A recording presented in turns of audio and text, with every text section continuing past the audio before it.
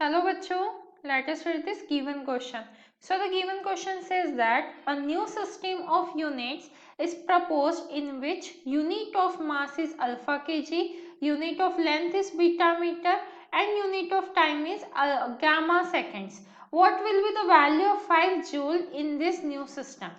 अब देखिए ये जो 5 जूल हमें दिया गया है ये क्या है, एनर्जी का यूनिट होता है। मतलब अगर हम यहाँ पे ऐसा यूनिट की बात करें और यहाँ पे न्यू सिस्टम की बात करें तो हमें N1 की वैल्यू दी गई है और वो है 5 जूल्स और हमें निकालना क्या है, N2 की वैल्यू हमें निकालनी है। ठीक है, अब उसके लिए हमें M1 कितना लगता है, 1 kg लगता है। L1 क्या हो जाएगा, यहाँ पे 1 मीटर हो जाएगा और T1 क्या हो जाएगा, यहाँ पे 1 सेकेंड हो जाएगा। बट वही M2 क्या दिया है हमें, अल्फा केजी दिया है।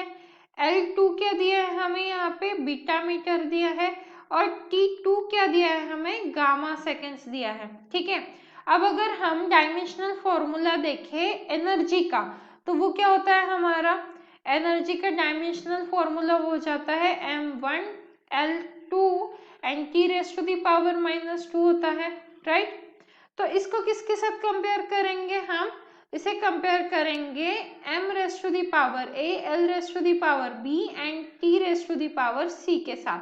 तो यहाँ से a की वैल्यू आ जाएगी 1, b की वैल्यू आ जाएगी 2 और t की वैल्यू c की वैल्यू आ जाएगी, यहाँ पे हमें किसकी वैल्यू लिखनी है, c की, तो c की वैल्यू आ जाएगी -2, राइट।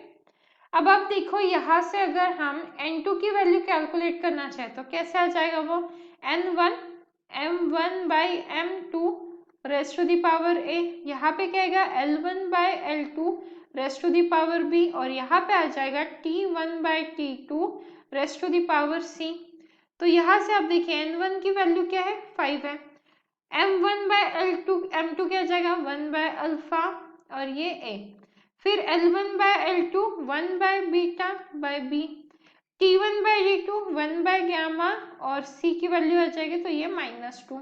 अब यहाँ से अगर हम N2 की वैल्यू कैलकुलेट करना चाहे तो N2 इज इक्वल टू क्या आ जाएगा 5 और ये आ जाएगा हमारा गामा स्क्वायर और ये अल्फा बीटा स्क्वायर आ जाएगा। तो यहाँ से आप देखिए 5 अल्फा -1 बीटा -2 और गामा 2 हो गया। तो आप चेक जब करेंगे ऑप्शंस को तो ऑप्शन बी करेक्ट मैच है। So this is the final answer and I hope you understood it well. All the best.